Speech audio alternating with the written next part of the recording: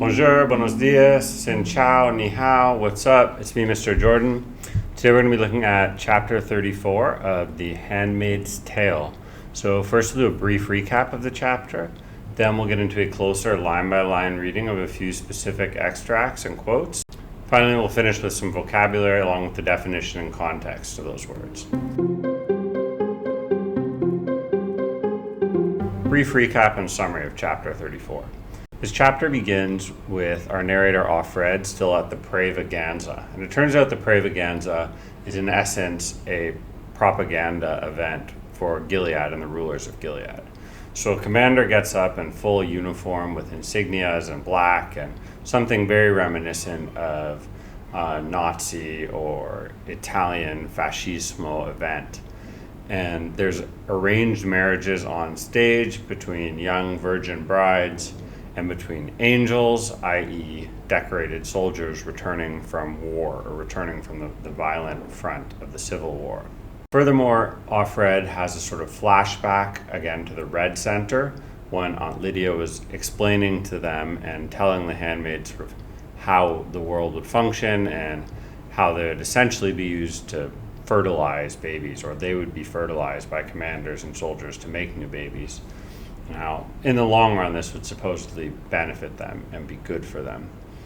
And I think what's happening is she's having a sort of reckoning that, this is not good for her or for any of the other women. And it's not going to be good for the younger women who are now being married off against their choice or will to these returning soldiers or angels. And finally, there's a moment again where Moira comes in and acts like her conscience. Forget this, Lydia sucks, we don't need her. And she scrawls some graffiti in the bathroom stall of the Red Center that says Lydia sucks. And this is a kind of moment of rebellion or power. And then we cut back to the present tense at the Pravaganza.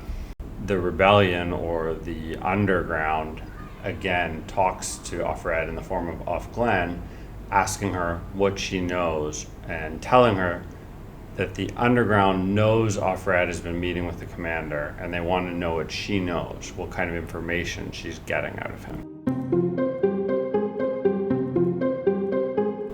Now let's get into a closer line-by-line reading and do some deeper analysis of a few quotes and extracts from chapter 34 of The Handmaid's Tale.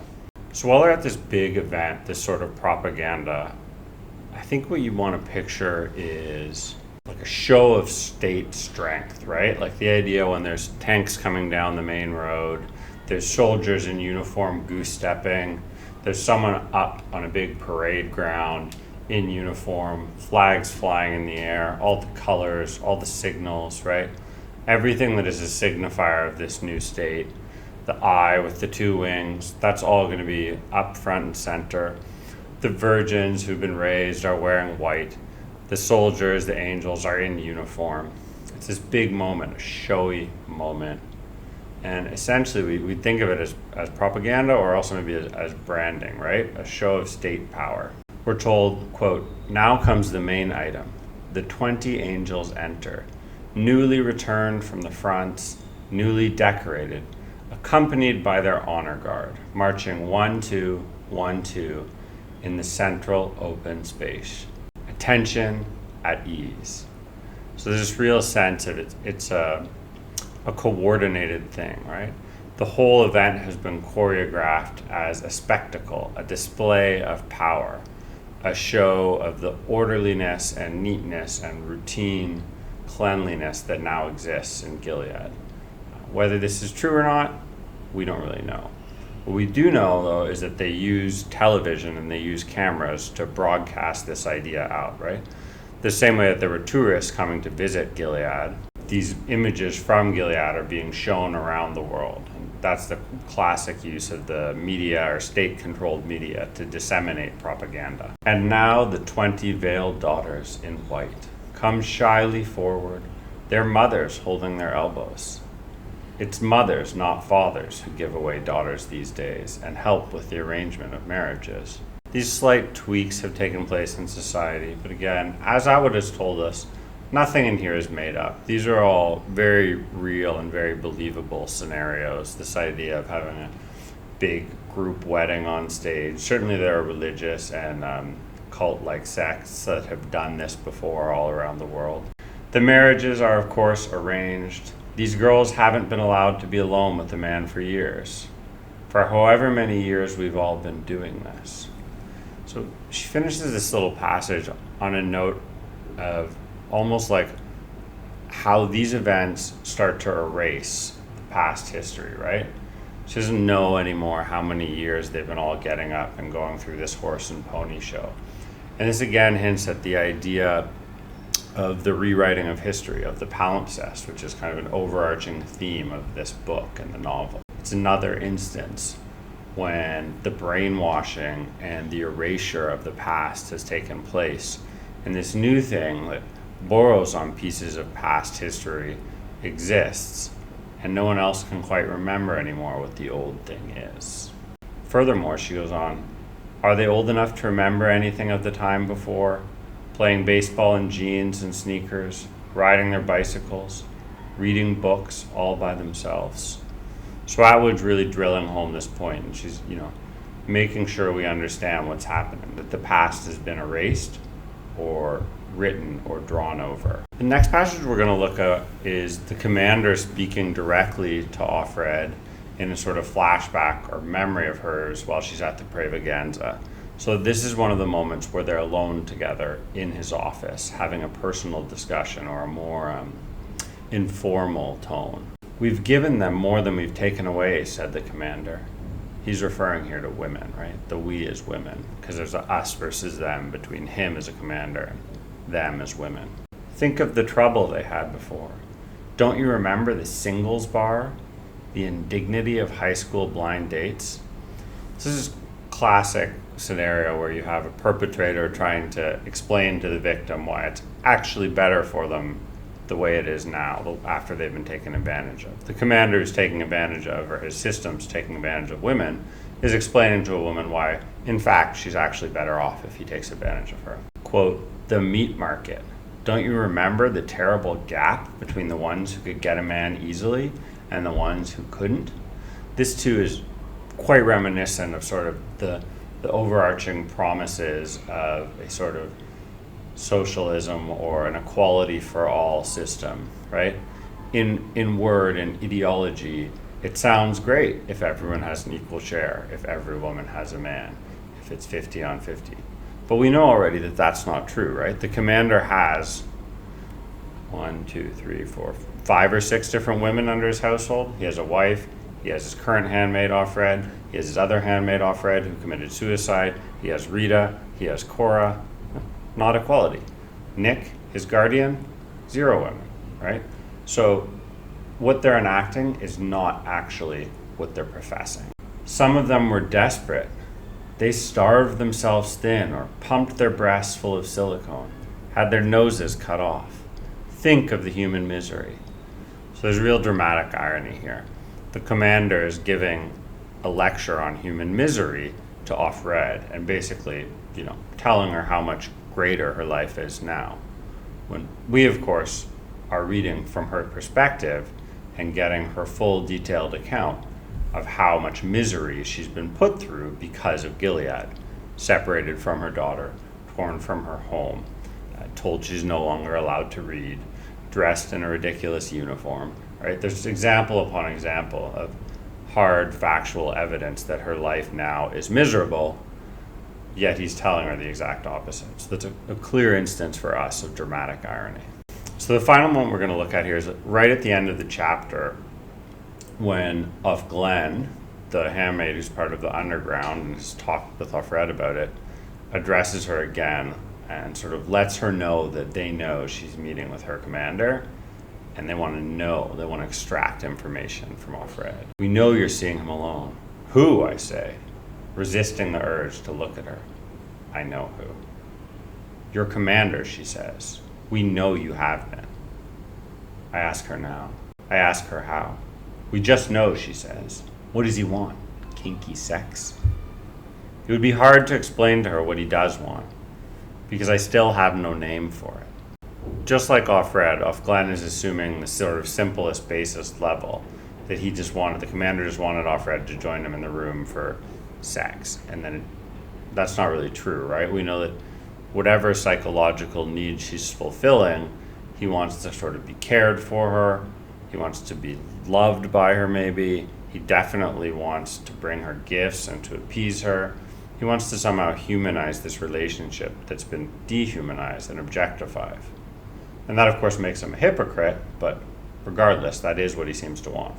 How can I describe what really goes on between us? She would laugh, for one thing. It's easier for me to say, in a way, that at least has the dignity of coercion. She thinks about this. You'd be surprised, she says, how many of them do. I can't help it, I say.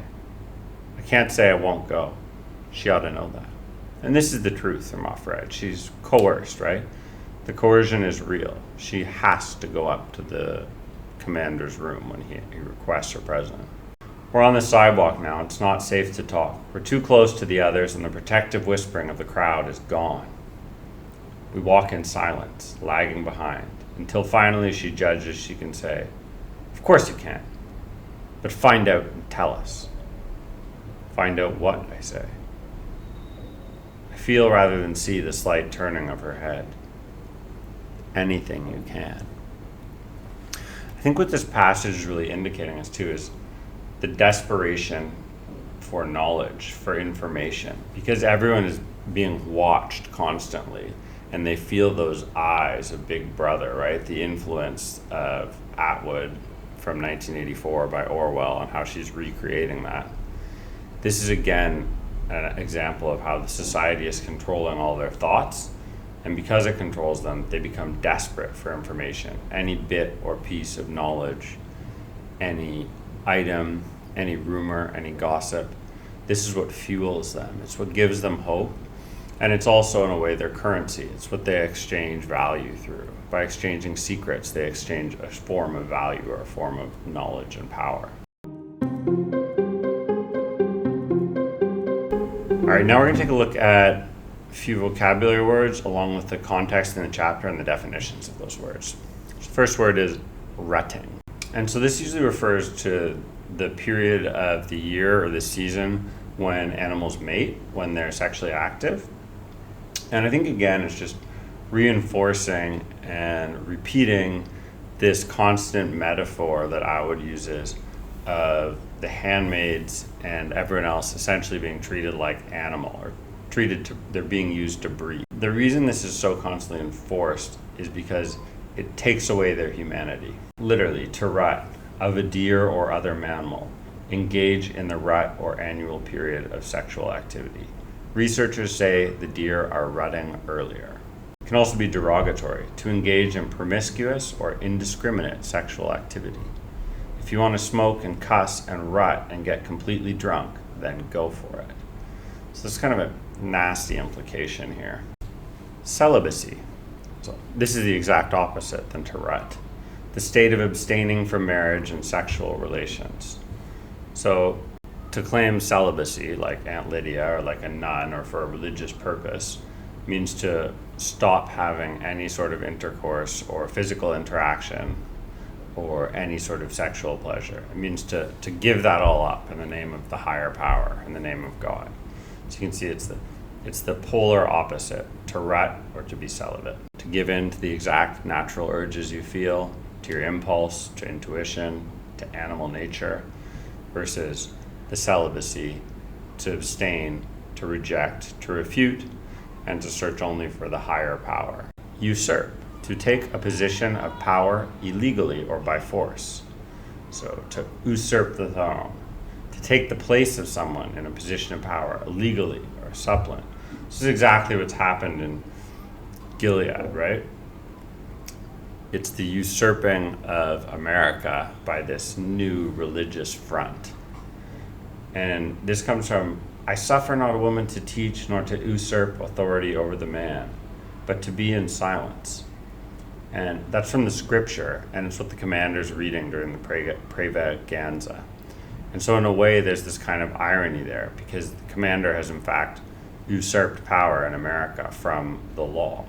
He's preaching for women not to usurp power from men.